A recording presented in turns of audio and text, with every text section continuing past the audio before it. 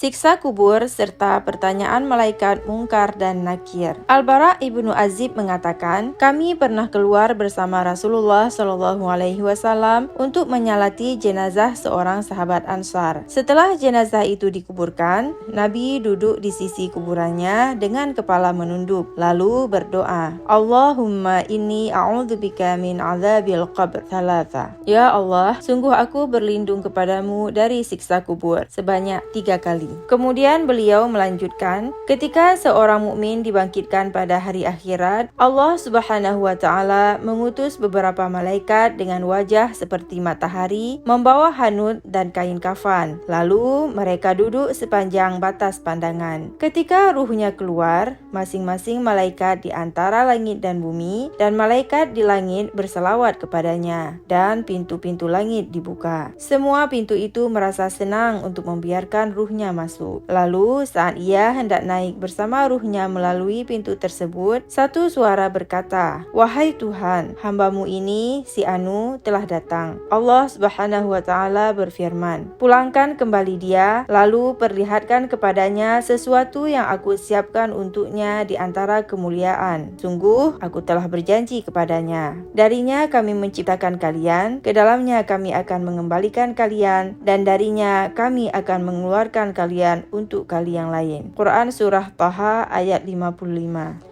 Dan sungguh ia akan mendengar suara sandal mereka, yaitu orang-orang, ketika mereka pergi meninggalkan kuburan. Sehingga ada malaikat berkata, hai fulan, siapakah Tuhanmu? Apa agamamu? Siapa nabimu? Lalu ia menjawab, Tuhanku adalah Allah Subhanahu wa taala. Agamaku adalah Islam dan nabiku adalah Muhammad SAW. Lalu mereka berdua menggertakkannya dengan keras. Itulah bencana terakhir yang dihadapkan kepada si mati.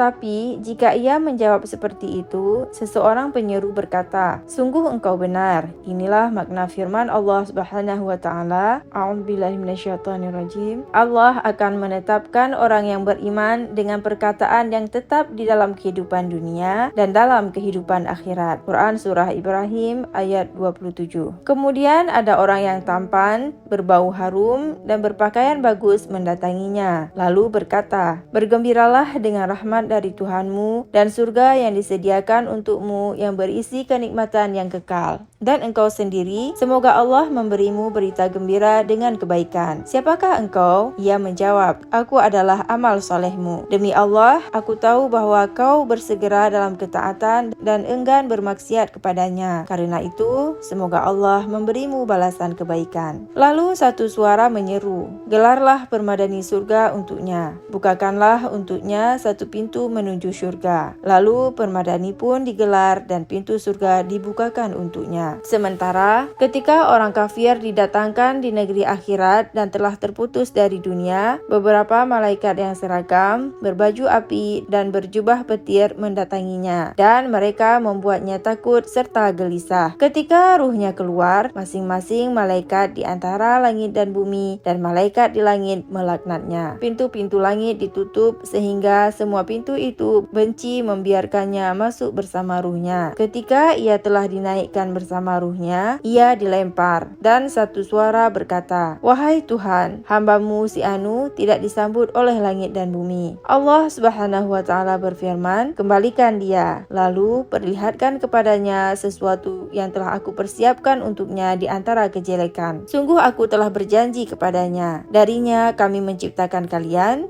ke dalamnya kami akan mengembalikan kalian, dan darinya kami akan mengeluarkan kalian untuk kali yang lain. Quran Surah Taha ayat 55. Dan sesungguhnya ia akan mendengar suara sandal mereka yang berjalan meninggalkan kuburan, hingga kemudian malaikat berseru, hai kamu, siapakah Tuhanmu? Apa agamamu? Siapa nabimu? Lalu ia menjawab, aku tidak tahu. Satu suara berseru, kamu tidak tahu? Lalu seseorang dengan wajah buruk rupa mendatangi wanginya, bajunya jelek dan tubuhnya bau. Orang itu berkata, "Sambutlah murka Allah serta siksa yang sangat pedih dan kekal." Lalu ia berkata, "Semoga Allah Subhanahu wa taala memberikan kejelekan kepadamu. Siapakah kamu?" Ia menjawab, "Aku adalah amal jelekmu. Demi Allah, aku selalu melihatmu bersegera menuju kemaksiatan kepada Allah dan memperlambat diri dalam ketaatan kepadanya. Karena itu, semoga Allah memberimu balasan kejelekan." Lalu ia berkata, "Engkau juga, semoga Allah memberimu balasan kejelekan." Kemudian si mati diserahkan kepada seorang yang buta, tuli, dan bisu yang membawa tongkat terbuat dari besi. Seandainya manusia dan jin bersatu untuk membawa tongkat itu, mereka tidak akan mampu membawanya. Dan kalau tongkat itu dipukulkan ke gunung sekali saja, gunung itu pasti hancur menjadi debu. Lalu ruh si mati dikembalikan kepada tubuhnya, dan malaikat memukulnya dengan tongkat itu dengan pukulan yang keras. Pukulan yang jika diperdengarkan di dunia, pasti suaranya didengar semua makhluk di bumi. Kemudian satu suara berseru, "Hamparkanlah untuknya 2 bidang yang terbuat dari api, dan bukakan untuknya 1 pintu menuju neraka." Lalu 2 bidang yang terbuat dari api dihamparkan dan 1 pintu menuju neraka dibukakan untuknya. Nabi SAW juga bersabda, "Kuburan seorang mukmin akan berupa taman yang hijau dan lapang sepanjang 70 hasta. Cahayanya bersinar hingga seperti bulan purnama." Tahukah kalian tentang apakah ayat "sungguh baginya kehidupan yang sempit" diturunkan? Mereka menjawab, "Allah dan Rasulnya lebih tahu." Nabi SAW bersabda, "Siksa bagi orang kafir di dalam kuburannya. Ia diserahkan kepada 99 tanin." Tahukah kalian apakah itu tanin? Yakni 99 ular. Masing-masing ular memiliki 70 kepala yang siap memangsa, menjilat, dan menyemburkan bisa ke dalam tubuhnya hingga hari mereka dibangkitkan. Aisyah radhiyallahu anha juga menuturkan bahwa Rasulullah SAW bersabda, "Inna lil qabri daghtah, walau salima aw naja minha ahadun, lanaja Sa'ad bin Mu'adz." Sesungguhnya, kuburan memiliki satu tekanan. Kalau ada seseorang yang selamat darinya, niscaya Sa'ad bin Mu'adz selamat darinya. Dan setelah Rasulullah SAW bersabda tentang mungkar dan nakir, Umar bertanya, "Wahai Rasulullah, apakah saat itu akalku masih bersamaku?" Rasulullah SAW menjawab, "Ya, kalau begitu, cukuplah engkau bagi mereka berdua." Hadis ini menunjukkan bahwa akal manusia tidak akan binasa oleh kematian. Wallahu a'lam.